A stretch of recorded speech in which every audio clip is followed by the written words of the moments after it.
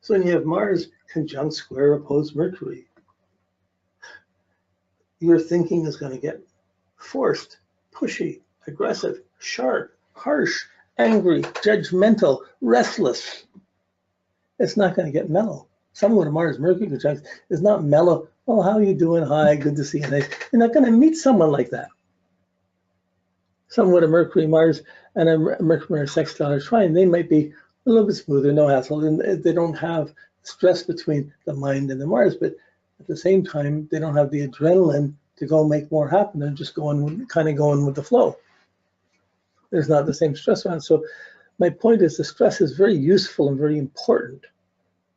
Nothing gets done without stress or tension. It's how you use it, what you do with it. If you run from it, you deserve what you get. If you go with it, you do it. If you hurt other people, you deserve what you get. If you're in shape, wow, how incredible that can be. If you're not in shape, boy, how much work has to be done to get back in shape? I'd have to change my habits. I'd have to think. But when we're thinking about thinking, it's the planning of what we're doing. I'm going to do this, and today I'm doing this, tomorrow I'm doing this. I got a plan, I got these things set, I got my schedule set up. So Mercury's the schedule maker in your mind. It's never like what Mercury is restless as it is, and Mars is impatient and pushy. So restlessness and impatience and pushy. When you put them together, you get impatient, pushy, restless, anger, edginess. You're not going to have someone that sits down or is easy to talk to. Whenever you're talking to them, you ask them a question, you're trying to say something, it's like it's going to be attack, or it's like they got to prove what they're thinking. I have Mercury conjunct Mars. I can talk for hours just going on it without necessarily even listening to someone else. You guys know that. Like it's become it's my main skill. The Mars charges up my Mercury, and my Mercury charges up my Mars, and I got to do this. I get a good idea, then it's 1,000 hours. I'm going to have to work on it. Oh, geez, why did I get that idea? But I'm going to get pumped. I'm going to go on it. If I have to go on it, everybody around me is going to think, oh, here he goes again. So nothing wrong with strength, nothing wrong with sharpness, but Mercury Mars creates a sharp mind, an impatient one, a restless one, and depending on where the Mars is or whatever, but those things will come in and affected, but you're just going to expect the person's going to need to argue or need to fight for their ideas, need to form their if someone's got Mars Mercury in a difficult aspect, conjunction square opposition, and you want to live with them, you got to be able to argue with that person. You got to be able to talk with them. You got to be able to challenge them with their ideas, or they'll run over you. Or be angry or be threatened. They don't challenge my ideas. I know what I'm doing. You really know what you're doing? Do you realize where this is going? Whoa. I mean, kids at a party getting drunk and having a good time, they know what they're doing. A cop shows up and they're all going to be mad. It's going to magnify all the reaction, and it's all a wrong reaction, just on the adrenaline. So Mars is your adrenaline. And when it links up to Jupiter, it can go further. So that goes outwardly. But when it's going in, it's, what have you done with your adjustment? Did you take a job? Did you finish school? Did you follow a plan? Where did you go? What are you doing? How do you navigate? So most people with Mercury Mars are going to drive too fast. They may talk too fast or too competitive. Depends on other aspects coming in. Doesn't mean they can't think. Doesn't mean they're not able to be active. It just means there's a challenge or a stress between their mind and their energy. And the mind may want to go one way and the energy doesn't know if it wants to follow it or not. Sometimes it will, sometimes it won't, but it's a stressful thing. I always had trouble with people told me what to do. In school, I had trouble with homework. It was bothering me so much, people were telling me what to do, that in grade 10, I half got off on the math examples, but I couldn't stand to be told what the homework was doing, so I would do it beforehand. I'd have to do it before they told me to do it. Of course, then I got it done. It's a big joke. So, but for me, that worked. I got the homework done before I was told to do it. In fact, I did the whole algebra and geometry with a 2-year book for grade 10. And I did both books. I did every example in the book and answered every question in the book in 2 months. Not because anyone told me to. It was good. I was interested. I had to go. I was going on it. Once I finished it, the teachers didn't believe I finished it. I showed them all the written example. They wanted to keep me back. Fortunately, I had a math teacher who was in with the principal who helped me get extra math subjects. But it was a fight. I go to the bank, try and get a loan. I want to talk to them. What do you do? Oh, I do astrology. I've been doing that for 30 years. I just want to get a loan. Can I get what? It's going to be a fight. I have to plan things beforehand. But I'm assertive in the things I want to do. I won't take no for it. If I want to build something, I'll build it. That's my Mars Mercury. But someone with a Mars Mercury, they're going to make things happen fast. You know, like, I know I met 3 other astrologers born the same day, same year as me. We get together, and they're all fairly established astrologers. One's a lady, and we all have these same aspects. We have trouble being together because we're all a little bit edgy with each other. We have our own way of judging it. But the lady, she was into sports. She was doing the astrology of sports, of athletes. I'd done the charts of the Blue Jays. I'd done a bunch of things with sport. We had so many things we did in common. So there's a need to argue. There's a need to push things. There's a growth that comes out of a challenge. A good fight you learn a lot from. A good challenge. That's Mars Mercury. So you got a little kid that's 2 years old, that a good fight is a good challenge. Oh, great. You're going to tell him what to do. What's he going to do? He's not going to do it. You're going to have to challenge it, run after him. And it's not necessarily a bad thing. It's a normal thing. It's just different from someone who isn't as stressfully alive around it. It's not an easy aspect, but it's an aspect that keeps you doing things, keeps you thinking, keeps you sharp. But when you're trying to be with someone, you don't always want them to be sharp, or to be making the plans or deciding what to do. They could be pushing to do too much, and it's not what you want them to do. So you're just bringing the 2 energies together. And even if I use my Mars, and I have to use my Mars as strong as I can in its Scorpio in its place, and I have to push it, my Mercury is conjunct my Mars. These 2 get together and they force me to do things that almost, I push to do things so much, it almost makes other people who are doing those things already threatened by it.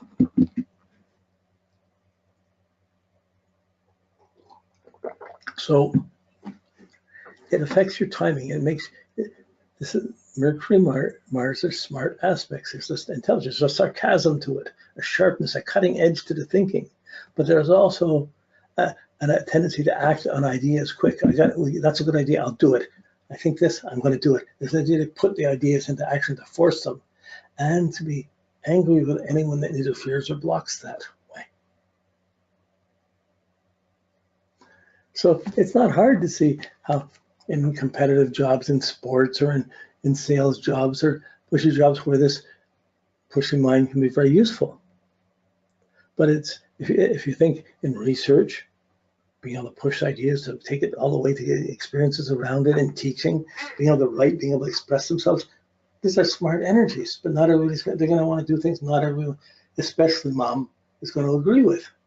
You want to do what? No, we want you to be the doctor. No, I'm not being the doctor. I want to be the hockey player or whatever. You know, like, you can see how these will play out in different ways in life, but you see the energy first. This is what you want to see. You're seeing Mars picks up an attitude of a sign, it throws its energy into a house, and it does it easily or difficultly from the aspects. Now, we get a mix of, everybody's got different mixes of aspects that affect. Of course, there's a relationship of Mars to every planet, and from the moon to the Mars, and the Mercury to the Mars, but it's not always stressful. When it's stressful, you really notice it. It's going to stand out as an abrasive factor of that person. When it's not abrasive, it's easy, it's smooth. You may say, oh, I'm glad I got that. But it's actually, in terms of accomplishing a lot with your life, a sex lord trying from Mars to the moon or to Mercury might make you easier to get along with. It's not going to get you more accomplished, or not going to, why would you push for something if it's hard? If it's a hassle, why push for it? Why not wait till it's just easy? Go ask mom for the money. Like so many different ways. Okay. You can change it from your energy and mom or home or your habits, or you can change it. You're living with someone, that's the moon. You have the wife at home or not at home. You're doing things, take care of the kid. The Mercury, how you're thinking about what you're doing, this is there. And Mars will tend to exaggerate for effect. Mars is forcing things. So, oh yeah, well, this is this, and it'll tend to push its energy on Mars and on Mercury and try and force the thinking. Whenever I tell a story, I tend to exaggerate for effect. I can't catch myself, but I still like that intensity. Oh yeah, yeah. Okay. Nothing like a good enemy to get you thinking. Nothing like someone fight you to get you thinking and having to try and be better and how to work around it. I saw a little article on Facebook the other day. It was a woman had her 2 daughters, and it was in a context to everybody being putting down violence, like a lot of schools trying to make everybody really passive, non-aggressive, and just get along harmoniously, and it makes very weak, non-competitive, non-sports related people. But this lady had written her article. She had 2 young daughters, and she says how she's totally convinced that her two daughters developed their intelligence by fighting with each other, by wrestling and fighting and pushing each other around. They learn where each other is, and their intelligence evolved incredibly from that. So Mercury, Mars, you got to have an argument with a person before you live with them. They're going to be pushing. They're going to fight for their ideas. They're going to want to force their ideas on you more than you let you force their ideas on them. But they're still going to want to be challenged. They need to be challenged in their ideas, and as they're challenged, they have to live up to it. It's going to increase the impatience, the restlessness, the speed, all of which wastes the energy, or has the potential to if you don't have really good habits. So the habits and the thinking. Of course, if you're not living proper habits, sleeping well, eating regularly, sleeping regularly, you're not going to be thinking well anyway. So the Moon and Mercury have their own thing going on. How you put energy out, how much you're going to put out, what are you going to do?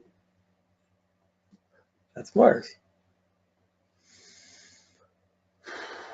When you get to Venus, Venus is Venus and Mars, right? It's Venus and Mars, the man and the woman, or woman and the man. We're talking about energy. It's not about men and women, but everyone, man or woman, has energy to do. And everyone wants to get something from it, wants to be appreciated for what they've done, wants to be liked, wants to be rewarded, wants to be paid. That's Venus. But then we want things, and we don't always want to be comfortable with what we have. We like to keep it going, but I don't really want to do that. I don't want to work that hard for this. I don't want to have to do this. Let's get married, maybe the other person to take care of it. There's a lot of men being taken care of by their wives. There's a lot of wives being taken care of by their husbands. And who's doing what? So Mars and Venus, Mars tends to push things. Venus wants to satisfy things. So when you get a Mars conjunction to Venus, people say, wow, that's really charismatic. That's really sexy. This is, you get what you want. When you want something, you go for it. However, it's still a stressful aspect. The square and the opposition, all of these things affect your timing. You push for something that you want. You want something, you're pushing to get it. You do something, you want to get rewarded for it, and there's going to be stress of it, how much you can get, how much you have to do, how much you're going to be satisfied. So Mars, Venus has trouble with timing. They force satisfaction. When you force satisfaction, you're not trusting just the Venus. You're not just trusting the. You're disturbing contentment because you're forcing it. It's not contentment if you're forcing what you have to get.